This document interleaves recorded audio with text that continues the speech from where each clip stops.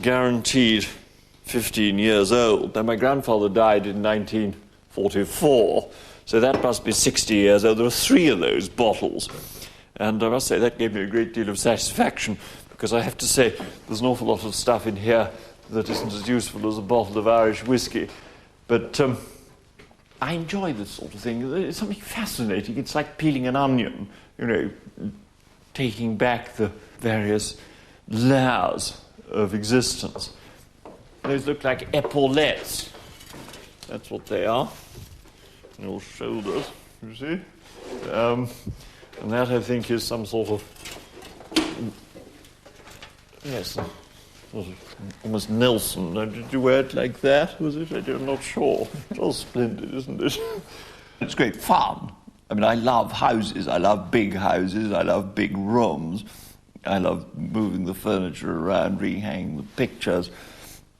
And, you know, different rooms for different times of the day, different rooms for different seasons of the year. It's extraordinary how these things get into your soul. And it's very difficult to explain, but it's very important to me. And I can't explain it. The tragedy is that a house like this was built to be inhabited by an army, a large family, countless shirt-tail relations, and a huge staff.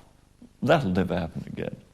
And so, of course, that raises questions about what its function now and in the future will be.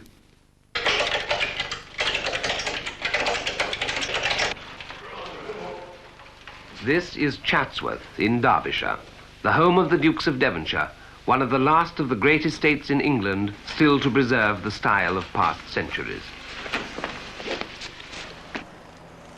By the early 1970s, the Duke and Duchess of Devonshire had shown that it was possible to make one of the really big country estates viable in the modern era.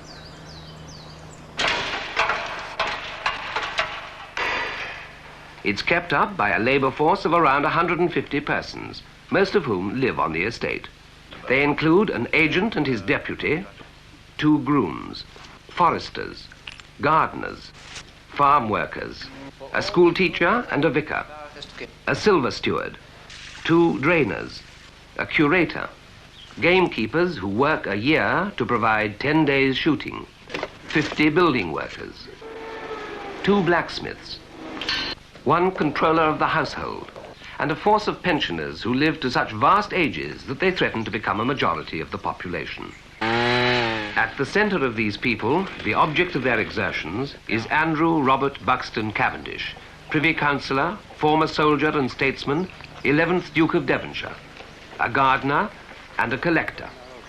It is, and it's very dry, it's much the best place, and the bit where the lupins are, it's too big. I mean, it's vast. Yes, well, in the 1970s, the Duke, like other aristocrats, wanted to protect his assets from the high capital taxes of the Labour government. Over the years, he passed on parts of the estate to his son and grandson. Later, he leased the public parts of the house and park to a charitable trust to protect them from the new capital transfer tax. The most important thing I've done here is the setting up of the charitable trust, which was done in the 70s. This meant selling up a Nicolas Poussin picture and other works of art. And it does mean that the house, garden and park are, anyway, for the immediate future, and perhaps a bit further than that, secure.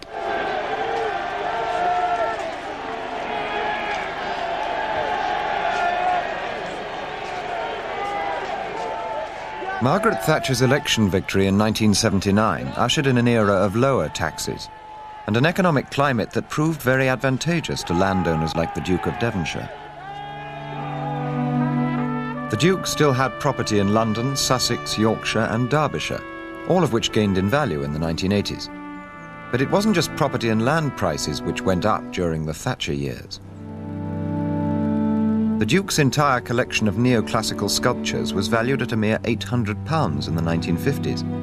Now, a single sculpture by Canova might fetch several million. In 1984, the Duke decided he needed to raise some cash to pay for the upkeep of the private part of his estate. He chose to sell some of his 2,000 old master drawings, including works by Van Dyck, Rembrandt, and Rubens. The sale was one of the key events of the 1980s art boom. £1,100,000. The sale of the century has just finished at Christie's in London. 70 drawings owned by the Duke of Devonshire fetched £19,611,000. Many went for 3 times the price they'd been expected to fetch. The prices fetched, I think, surprised everybody, all the art critics. I think art experts were very surprised. So that was really very satisfactory.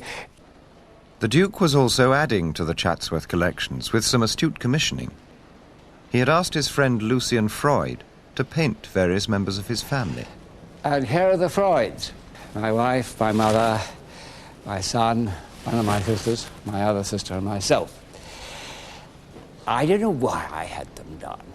I certainly wouldn't have had them done if Lucian hadn't been a friend. I wouldn't have gone to Lucian. Indeed, these were painted in the 50s and 60s and early 70s. I wouldn't have heard of him. It was purely chance. And if you told me that I was having my family painted by someone who was going to become really famous, I just wouldn't have believed it. Mind you, by the time he'd finished, he was getting better known. But when we started, the first one was my wife. When we started, I don't think anyone had heard of him. Whether by luck or judgment, the Duke had struck gold again. Freud's work now commands huge prices in the sale rooms. Many aristocrats were well placed to be the brokers of the art market of the 1980s and 90s. Lord Gowrie was chairman of Sotheby's for 7 years. The Duke of Devonshire's son, Lord Hartington, and the merchant banker Lord Camoys are both deputy chairmen. Lord Carrington was chairman of Christie's for 5 years. £1,700,000. And others have been conspicuous in the world of fine art beyond the auction houses. The Duke of Beaufort is chairman of the Marlborough Galleries in Mayfair, one of the most powerful of all the modern art dealers. And in Cornwall, Sir Richard Carew Pole was a driving force in establishing the Tate at St Ives.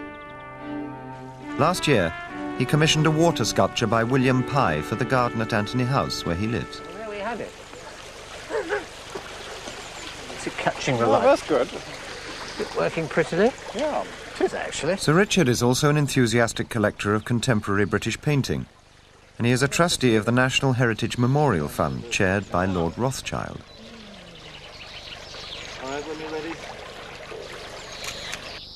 Anthony House is now owned by the National Trust, but Sir Richard still has 3,000 acres in the surrounding area. Land is still one of the great preoccupations of the aristocrat. Traditionally, the landowner has managed the land in the long term. He's the owner of the land, he plants trees, he landscapes the land, and he's got the long-term interest. If you've held land from one generation to the next over centuries, one loves the landscape and the land, and all one wants to do during one's term on earth is to further enhance it. Like many aristocrats, Sir Richard no longer lets the land to tenant farmers, but farms it himself. So he is now concerned about immediate profits as well as the long term. All right. Good crop. His new cash crop is daffodils. It's woodpeck. 11 inches. But we haven't wasted much this year, which is nice. We picked virtually everything. What are we over? Over a million bunches, are you? Yes, about 1.2 million at the moment. That's last night. Sir Richard doesn't just own land. He's also been a countryside commissioner, advising government on farming and the environment. You know the first ice pond? Yes. There's a little valley that runs up from it. It's in there. I'll go and have a look now. Well, it may have gone, but the fox may have taken it anyway. No, there's no Who knows? foxes here, is there? No foxes? You tell me.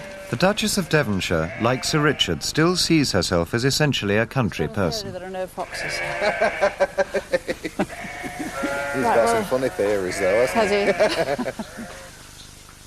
She's actively involved in the Chatsworth Farms and writes about the countryside. She's also been president of the Royal Show. Many aristocrats hold key positions on countryside bodies.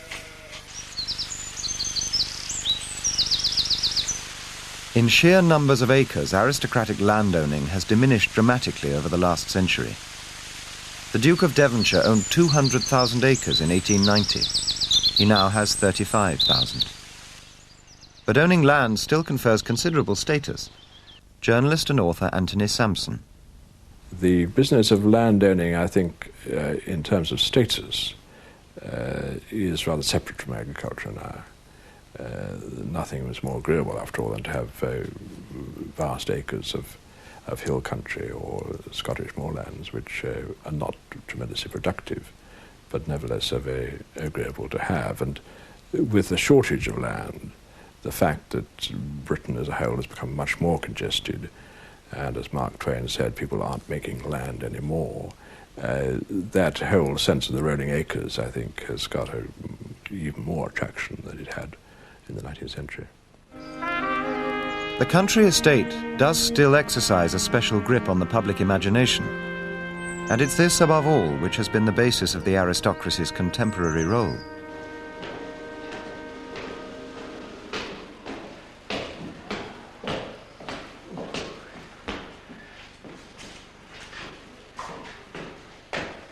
At Chatsworth, there are more rooms for the public to see than at almost any historic house. Last year it won a Heritage Award, ahead of all other stately homes and royal palaces. That way a little bit, I think. Just look from the end, is that? How's that?